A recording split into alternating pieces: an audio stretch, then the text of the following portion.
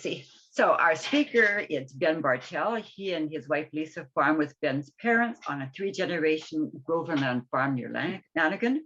They raise pastured chickens, pastured pigs, grass-finished cattle, and organically grown vegetables.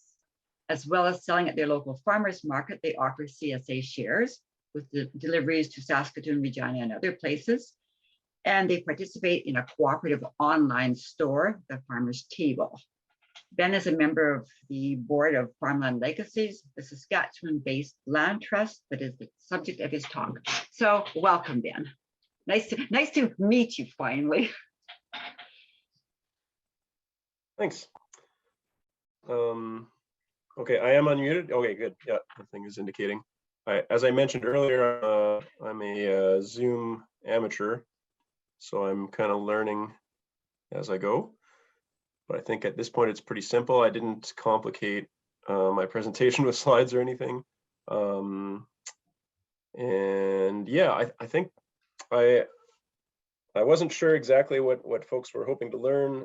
Like there was some indication that maybe the NFU would want to set up a land trust, or maybe folks just want to know about what we've done and our experience, and that's what I'll try and touch on. I've been on the board, I think, since 2013. So that's a good while. I've seen some things. We've made changes over the years. But I thought I'd start with just some like basic history, like an idea of where this all came from. Oh, there we go.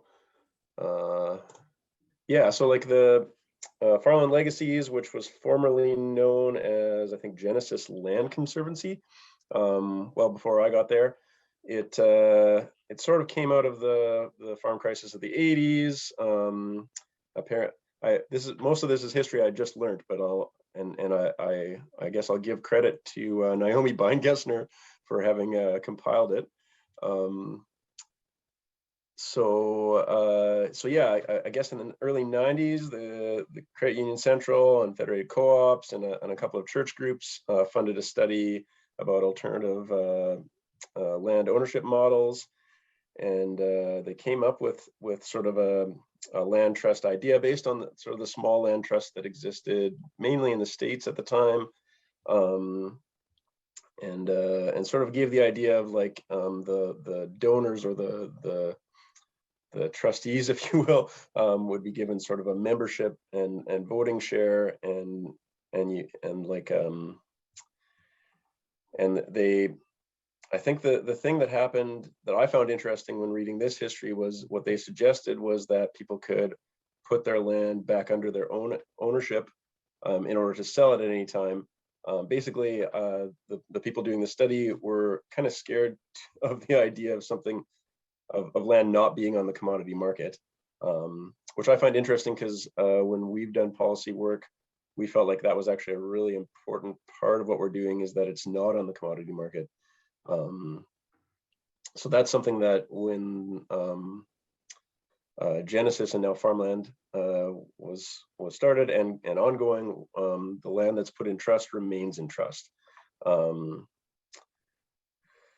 So let's see. And I guess the other thing I should say is the credit union and the co-ops did sort of pulled out of their interest of starting anything, and the church groups. So there was an interfaith committee and I guess the Rural Life Ministry of the Catholic Church under the leadership of Paul Brassard started a trust in the mid 90s, 94, I think. And yeah, sorry, just gonna get my notes here. Yeah, so sort of I guess on some level based on sort of the idea that, you know, the earth is the Lord's and everything in it. So having something owned by individuals completely, let's try and offer an alternative. So it started with a few donations of cash and eventually some donations of land. And I guess I should say in the history piece, because I think everybody would like to know some things that were tried and maybe didn't seem to work for us, was early in the history, we did do the idea where those making donations, either money or land, apparently. I'm a little foggy on this history. I think there was some tension around what happened, and so the memory holders in our group didn't want to give me too many names in case there were hurt feelings or something.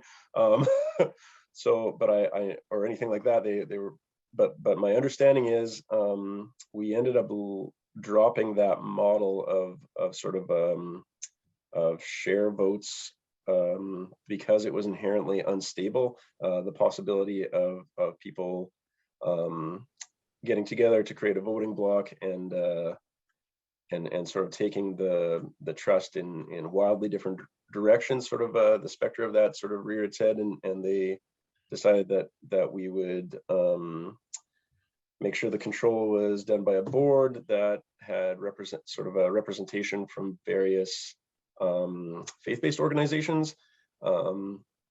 So and we made sure, I guess, at all times we're supposed to have at least four faith-based separate organizations, and not necessarily faith-based. I mean, at more recent meetings, we'd considered approaching NFU actually, and among others, as a sort of I guess we call them sustaining organizations. So we want to tie, in order for us to maintain stability, we wanted to tie the organization to several other organizations that would provide us with board members, partly for sort of multiple perspectives, and we prefer organizations that are tied to agriculture or to sort of local communities where the land is held. Those are kind of the things that we look for. So right now, the United Church, MCC, which is a relief and aid organization affiliated with the Mennonite Church, the Catholic Church, bishops, and the Anglican Church are sort of the four main sustaining members, and then we have a local representative also from Wynyard, which is one of the places that we have various parcels of land. So that sort of represented a shift in the organization, and we found that that's worked quite well for stability. We've always had at least enough board members. More would be fine, but maybe everybody here understands how hard it is to find volunteers for boards. Okay, let's see, what else can I? So the way that the organization has grown has been primarily organically. We've never poured a lot of resources. I mean, initially we had very few resources, so it was sort of more people sought out land trusts, and we were basically the only one around.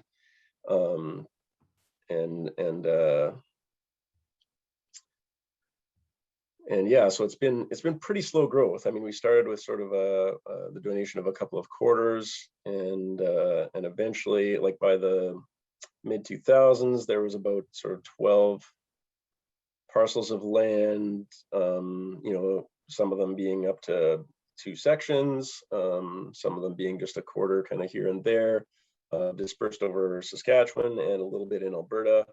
And at this point, it's grown a bit from there also. Like I think we had about 3,000 acres in trust at the time I started on the board, and it's probably about double that now, or maybe a little more. Yeah. Okay. Double check my notes here. Oh, and I should say, like I because I wasn't 100% sure on what people were hoping from this, I wanted to make sure we did leave a lot of time for questions. So, I mean, I'll probably try to just keep presenting for another 10 minutes or so, and then move on to just trying to answer any questions folks have. So I guess, what else should I say? Oh, So as far as the structure is concerned, another thing that we tried earlier on, basically prior to having sort of stable, sustaining members, was we split the organization into two. So essentially we had two separate organizations, and the other one was called Earth Care. And we kind of ran sort of community-based agriculture program or ecology programs through that. A big one that was fairly successful was we had a balloon and some sort of an educational piece with that. It was an Earth balloon, it's a giant balloon of the globe, and we had curriculum that went to that with that, and we went around to schools, just kind of primarily ecology education. A lot of reserves commissioned us to come up and do it there. And that's so the balloon and sort of the Earth Care sort of mandate was, I thought, an interesting piece to talk about, because it was partly driven by the desires of some larger donors. So a large parcel of land had been donated, and the landowner had sort of a dream of their farm being sort of an educational center. No, that wasn't tied specifically to the donation. That was more just a wish that they had, and we thought, well, Earth Care could work on that. And so for years we did various things. I mean, I mentioned the balloon. We also were the sort of the grant. We received a large grant from Heifer International back in 2002, and sort of worked with Heifer for about a decade, which is actually how I came to the board. I was a starting farmer in 2011 and sort of caught the tail end of the grant. I received some seed livestock from Heifer International to kind of get my farm started. And it was a passing on the gift program, so we eventually passed on livestock to another starting farmer. It's a great model that Heifer International has,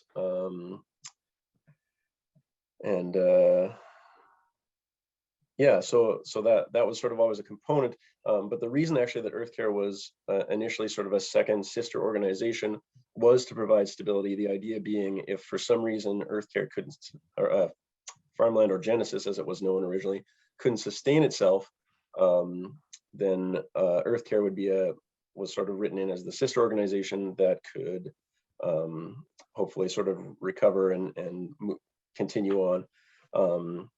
We've since found that was fairly unnecessary, with the sustaining organizations providing board members and with sort of the financial stability that came with the organization growing. So Earth Care was closed officially, I believe, this year. And along with that sort of process of closing Earth Care, we cast around for programs that Farmland Legacies could sort of conduct that met our goals. And I should maybe make a point of just going over the goals of the organization. Just a second, I've got the note here. Okay. So this is actually the result of when we did a name change. We sort of tried to distill some of the goals of the land trust and the organization in general down to sort of a few basic ideas. So I'll just read. This is actually just lifted off the website, but so our sort of guiding principles are caring for the system as a whole. So that's understanding fundamental roles and values of natural systems, building up biological fertility in the soil, and incorporating and understanding the ecological cycles of the landscape, water, energy, nutrients, and how land use practices can either benefit, be in harmony with, or negatively impact these cycles and other land users, flora and fauna. Resource conservation, maximizing efficiency, etc. Then the other is maintaining, building, and enhancing stability in nature.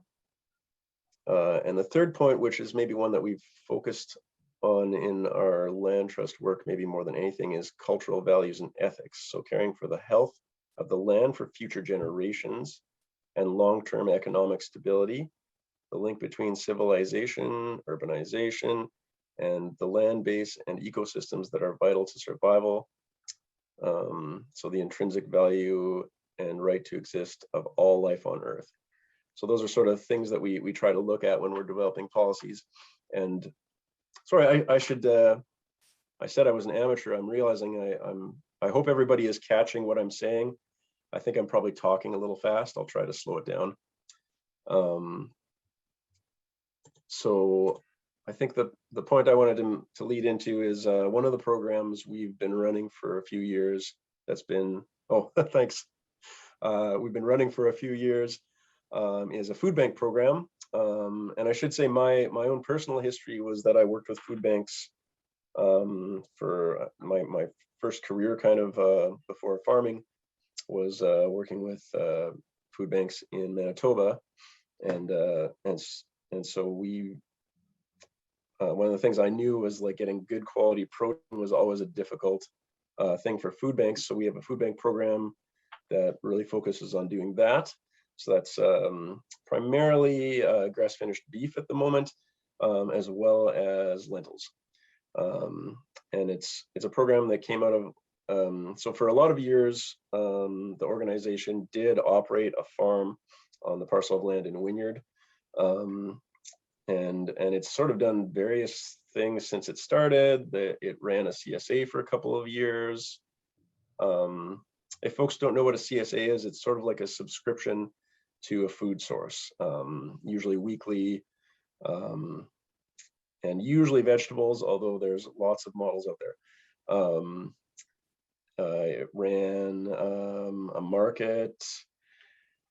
What else did we do? Yeah, but mostly sort of holistic management, education, and having a beef herd. And that was partly in like based on the wishes of the donor, and partly just because we didn't have a specific renter in the community at that time in mind to manage that land. And so the food bank program, doing grass finished beef for the food bank program was sort of a natural fit. And we're slowly working our way out of being farmers ourselves as an organization, and more so being a land trust. Yeah, so it's sort of been a slow organic movement in terms like I guess the thing I want to impress upon you is like to some degree we've always been making this up as we go along and trying to find what works. So there's been sort of like things that we've tried that we didn't feel were a great fit in the end. Like I know the heifer program felt like it at some point ran its course and it wasn't sort of serving was no longer a good fit for the land trust. And then we moved on to the food bank program, and we keep looking at sort of the goals that I listed off and keep trying to make sure we're doing it according to those principles. So maybe I should say a little more about how the actual keeping land in trust sort of functions. There's a few ways that it's been. Could yes. you try and wind down within the next 5 minutes? Yes. Yes, that's, yeah. I was thinking I better give you just sort of the basic idea of donating land and what all that could mean, because there's various ways it could be done, and it's often sort of led to some degree by the donor and their wishes. So like we have various parcels of land. They are not all agricultural even. For example, we have some property in Calgary that are just homes that the donor included in the whole donation, and we're not sure how that's going to work in the long run. The donation wasn't attached to us keeping those urban parcels of land or those houses, So if it serves the purpose of the farmland that came with the donation for us to sell off that land, that's fine. We may do that. And that's actually something I should say about donations. Is one thing we found over the years is managing properties that have a lot of infrastructure is maybe beyond our scope. If a donor specifically requests that we maintain a yard site and don't sell it to say a person in the community who wants to live close to the land they farm, then we wouldn't, of course. But for the most part, that's considered perfectly fine, and it serves our goals. We found that people who are starting out in farming, which is sort of who we're usually looking for as a renter,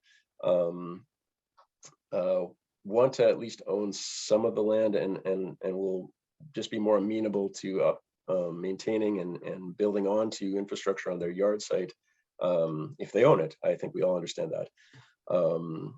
So that's been one piece of the trust is as much as land is held in trust in perpetuity, yard sites have we found are best as kept as an exception to that. Okay, and donations, I'll try and maybe touch on that and leave it to questions. I'm not meeting my goal of leaving lots of time for questions maybe, so I'll try to be quick. I mean, the basic information I should say is on our website, but like I said, there's various ways that land can be held in trust. The most common seems to be sort of wills and estates, so sort of like people who maybe their family isn't interested in the land or who don't have children, most commonly, and who aren't looking to aren't needing to fund their retirement necessarily out of continued sales of land. Will often just put it in their will that the land transfers to the trust after they pass away. And there's various ways that can be done. Like sometimes the land just goes into the trust while they're still alive, along with the agreement that support for their ongoing needs also comes out of the rents from the land or something like that. That's one possible thing. Sometimes the land is held in joint ownership for a period of time. And it's, I mean, like I said, it's basically led by the needs or desires of the donor. In that case, we've found that it's mostly been pretty easy to be flexible around those sort of things. And we found that it meets our goals for us to be engaged with the donor, because that's a part of community health, is that person is still alive and in the community. And we want to be part of making sure that their health and wellness is maintained, kind of. So often we end up having a strong relationship with people at the end of their life that maybe we didn't know before that. Even as a board member, I've gotten to know people a little bit. Let's see, what else do we have? No, I covered joint ownership. Maybe we could move Ben into some questions and Betty Great. can be involved Yes, in handling absolutely. questions. Okay, Yeah. thanks a lot.